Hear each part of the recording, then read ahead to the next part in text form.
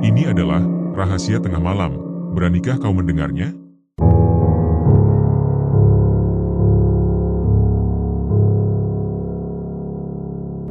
Sri mencoba satu persatu kebaya pengantinnya. Sesekali ia membalikkan badan, kemudian menghadap kembali ke cermin. Senyum mengembang di wajahnya, dan matanya berbinar penuh haru. Setelah 8 tahun menjalin cinta bersama Putu, akhirnya lelaki itu melamarnya. Sejatinya, Sri sudah meminta dilamar setahun yang lalu. Namun, Putu belum memiliki cukup tabungan untuk menggelar pesta pernikahan. Sri bersabar menunggu, bahkan rela bekerja sebagai pemetik jagung untuk membantu tabungan kekasihnya. Keesokan harinya, hari pernikahan yang dinantikan tiba. Sri harus tampil secantik mungkin. Di hadapannya, terdapat 10 kebaya pengantin, dan ia hanya perlu memilih 2 di antaranya. Kebaya-kebaya itu tampak memukau, dan semuanya cocok membalut tubuh langsing serta tinggi semampainya. Kebingungan pun menyelimuti pikirannya. Ia akhirnya duduk di tepi tempat tidur, meraih ponselnya, dan mengirim pesan singkat pada Putu. Tidak lama kemudian, layar ponsel menampilkan balasan Putu yang menyarankan kebaya berwarna biru dan putih. Sri tersenyum menerima saran itu dan memutuskan untuk menuruti pilihan calon suaminya. Setelah mengganti pakaian, ia membawa kebaya-kebaya itu keluar kamar menuju ruang tamu, di mana Bu Fani, penyewa kebaya, menunggunya. Sri sudah lama tertarik dengan koleksi kebaya Bu Fani yang terkenal karena desainnya yang elegan dan harganya yang terjangkau. Ia menyerahkan uang sewa sebagian, berjanji melunasi sisanya setelah acara selesai. Bu Fani menerima uang tersebut sambil mendoakan kelancaran pernikahan Sri. Sri adalah anak tunggal yang sudah kehilangan kedua orang tuanya. Ia tinggal sendiri di rumah peninggalan mereka. Meski begitu, sejak menjalin hubungan dengan Putu, ia tak pernah merasa kesepian. Pertemuan pertama mereka terjadi dalam sebuah upacara ngaben di Bali. Saat itu, Putu yang menjadi petugas arak-arakan jenazah, terpesona pada kecantikan Sri yang hadir mengenakan kebaya putih adat Bali. Sejak pertemuan itu, hubungan mereka berkembang hingga menjadi pasangan kekasih. Putu sendiri merupakan lelaki pekerja keras. Ia pernah menjalani berbagai pekerjaan, mulai dari penjaga toko di Pasar Seni Ubud hingga menjadi kurir di perusahaan ekspedisi, yang kini menjadi pekerjaannya tetap. Pada hari pernikahan, prosesi adat berjalan lancar. Sri tampak anggun dalam kebaya biru dan putih, sementara Putu tampil gagah dengan jas putih bernuansa adat Bali. Namun, kebahagiaan mereka berubah menjadi duka mendalam. Di tengah acara, Sri tiba-tiba mengeluh sakit di dada kiri, lalu ambruk tak sadarkan diri. Putu segera membawanya ke rumah sakit, tetapi nyawanya tidak tertolong. Dokter menyatakan Sri meninggal akibat serangan jantung. Tangis Putu pecah. Ia tak percaya pernikahannya berujung tragis seperti ini. Dengan hati hancur, ia membawa jenazah Sri pulang ke rumah bersama keluarganya. Malam itu, Putu membaringkan tubuh kaku kekasihnya di tempat tidur. Kebaya pengantin masih melekat di tubuh Sri, lengkap dengan riasan wajahnya. Dalam kesedihan yang tak terperi, Putu duduk di samping Sri sepanjang malam. Ia mengelus rambut wanita yang sangat ia cintai itu, menyalahkan takdir atas kehilangan yang terlalu cepat. Hingga larut malam, Putu tetap berada di sisi Sri, tertidur bersama jenazah yang kini hanya menjadi kenangan terindah dalam hidupnya. Semuanya bermula dari sebuah mimpi aneh yang mengusik akal sehat Putu. Dalam mimpinya, ia bertemu dengan seorang nenek berwajah hitam, berkuku panjang, bergigi ompong, dan membawa tongkat kayu. Nenek itu menghampiri Putu yang tengah duduk di bawah pohon beringin. Dengan senyum penuh teka-teki, nenek tersebut menyampaikan sebuah pesan mengejutkan tentang Sri. Ia mengatakan bahwa ada cara untuk membangkitkan Sri dari kematian. Dengan tertawa kecil yang terkesan menakutkan, nenek itu memberikan selembar daun talas bertuliskan aksara Sanskerta.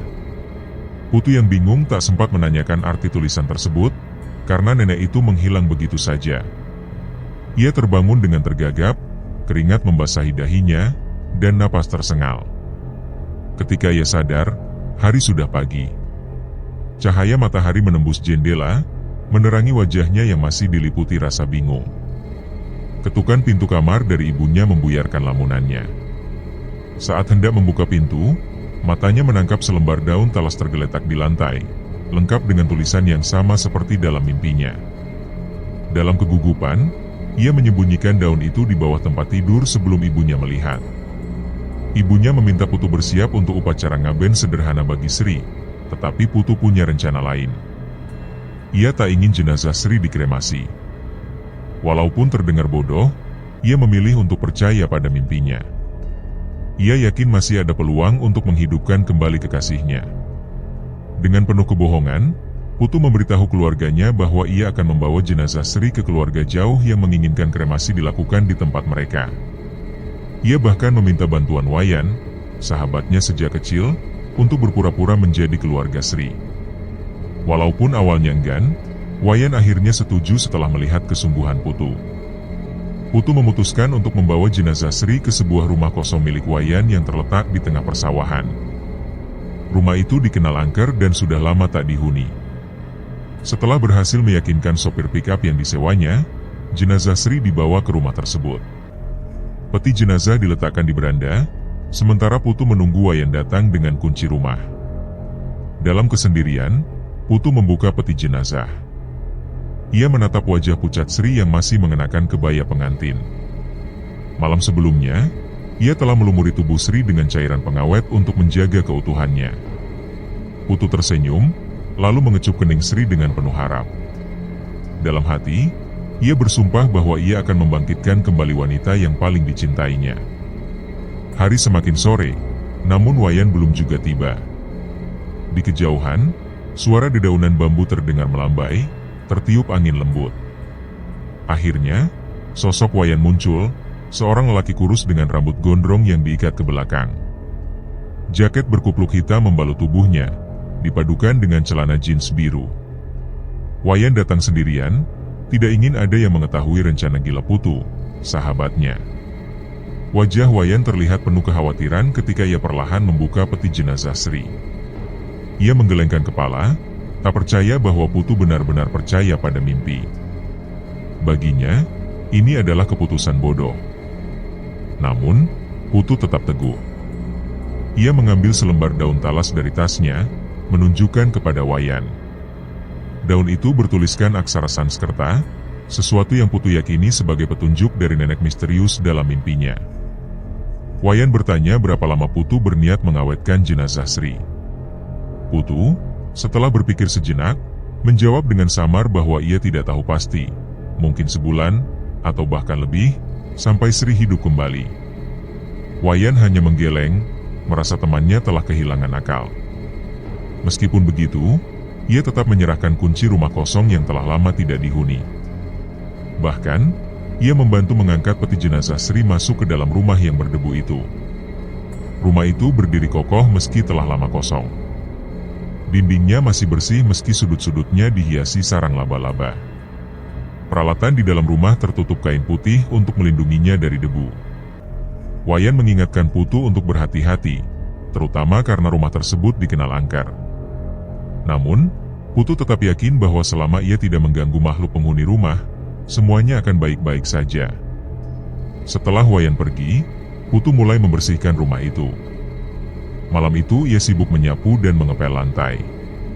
Untungnya, listrik di rumah masih berfungsi, begitu pula air dan kompor gas.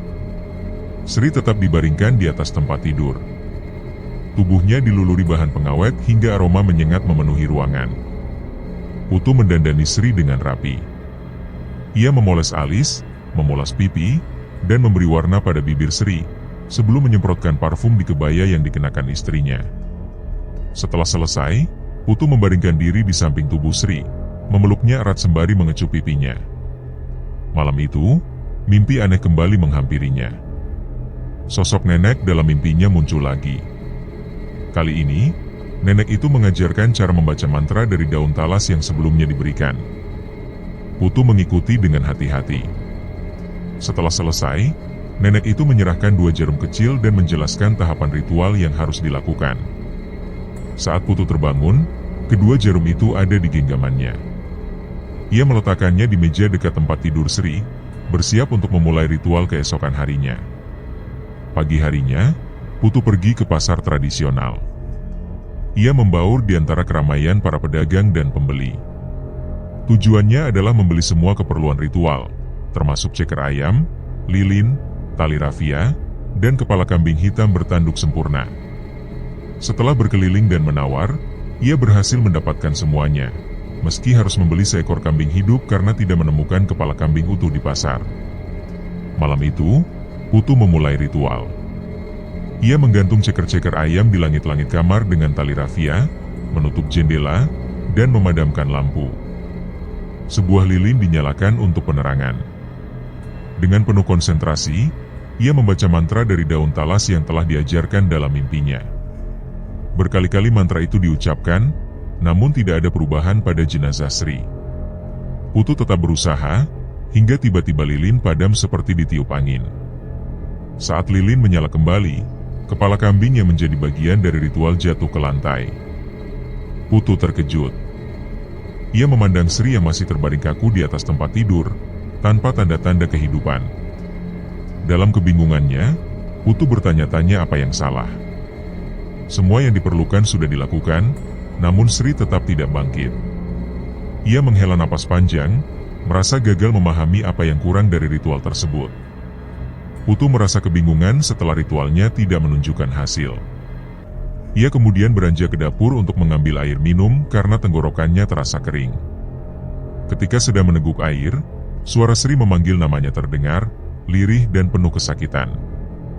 Suara itu mengejutkannya hingga ia tersedak dan batuk-batuk. Tanpa pikir panjang, Putu berlari ke kamar. Pandangannya langsung tertuju pada sesuatu yang membuatnya terkejut hingga gelas di tangannya jatuh dan pecah di lantai. Di hadapannya, ia melihat makhluk menyeramkan berbadan manusia dengan kepala kambing sedang menggerayangi mayat Sri. Putu yang diliputi rasa takut sekaligus marah langsung meraih gagang sapu dan memukul makhluk itu dengan sekuat tenaga. Makhluk tersebut seketika lenyap, tubuhnya membaur seperti kabut tipis. Napas Putu memburu, matanya menyapu sekeliling kamar untuk memastikan makhluk itu benar-benar pergi. Ia merasa marah sekaligus bingung mengapa makhluk tersebut mendekati tubuh istrinya. Putu duduk di samping mayat Sri, mengelus kening wanita yang sudah kering dan mulai menunjukkan tanda-tanda pembusukan. Rambut Sri terlihat kaku, dan matanya yang tertutup terlihat seperti tenggelam lebih dalam. Meski begitu, Putu tetap percaya bahwa ritualnya akan membuahkan hasil. Saat malam semakin larut, telepon genggam Putu berbunyi. Suara ibunya terdengar di seberang, menanyakan keberadaannya. Dengan nada pelan, Putu mengarang alasan, mengatakan bahwa ia sedang ditugaskan di luar kota. Ibunya memintanya pulang karena ayahnya sedang sakit, tetapi Putu menolak dengan alasan pekerjaannya tidak bisa ditinggalkan. Ia berjanji akan pulang saat ada waktu. Setelah telepon terputus, Putu menghela napas panjang. Ia tahu tidak bisa pulang sebelum Sri hidup kembali. Ketika hendak berbaring, Putu tidak sengaja melihat rambut panjang berwarna putih tergeletak di lantai dan menjulur keluar dari kamar. Dengan rasa penasaran, ia mengikuti arah rambut tersebut yang menuju ke halaman belakang. Rambut itu menggantung dari pohon bambu, dan di atasnya ia melihat sosok nenek yang sebelumnya muncul dalam mimpinya. Nenek itu terkekeh seraya memberikan petunjuk bahwa Putu membutuhkan 3 tumbal manusia untuk benar-benar menghidupkan Sri. Setelah mengucapkan itu, nenek tersebut menghilang di antara dedaunan bambu. Putu kembali ke kamar untuk memastikan mayat Sri masih aman. Setelah melihat tidak ada gangguan, ia duduk termenung memikirkan cara mencari tumbal berikutnya. Beberapa hari sebelumnya, ia telah menyerahkan seorang petani sebagai tumbal kedua. Petani itu ia jebak dengan alasan ingin memberikan makanan gratis.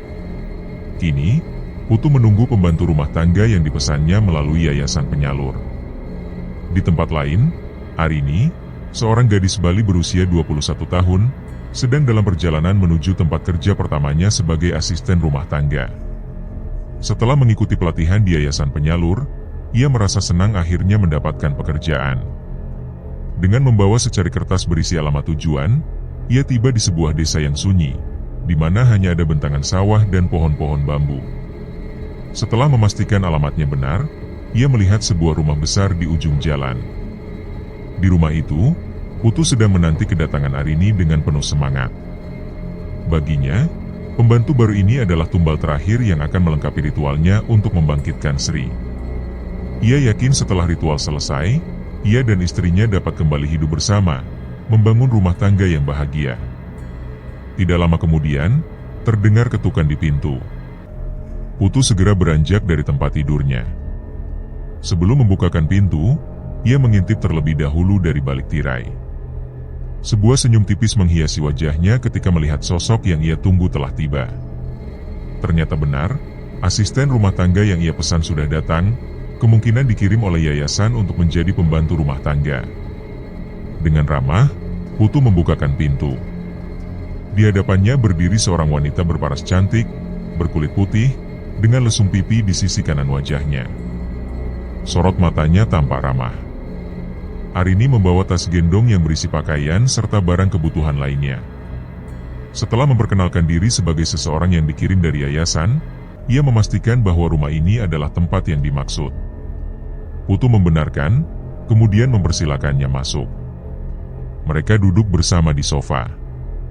Arini tampak lega karena tidak mengalami kesulitan dalam perjalanan.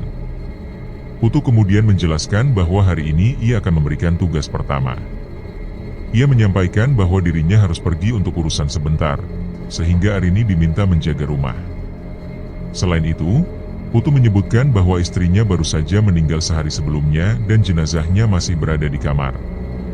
Mendengar itu, Arini terkejut. Namun, Putu meyakinkan bahwa besok jenazah akan dikremasi, dan sebentar lagi beberapa kerabat akan datang, sehingga ia tidak akan sendirian.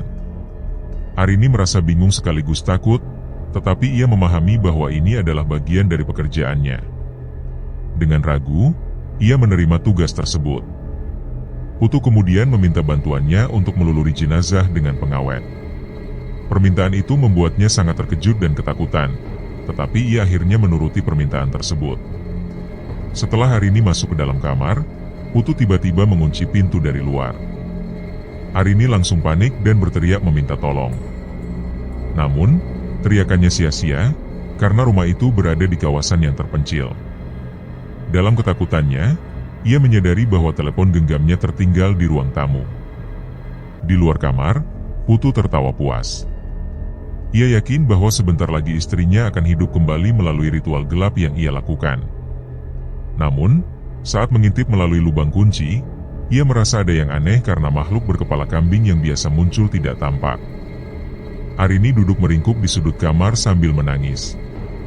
Setelah 5 jam, ia mencoba mengendalikan diri dan mendekati jenazah.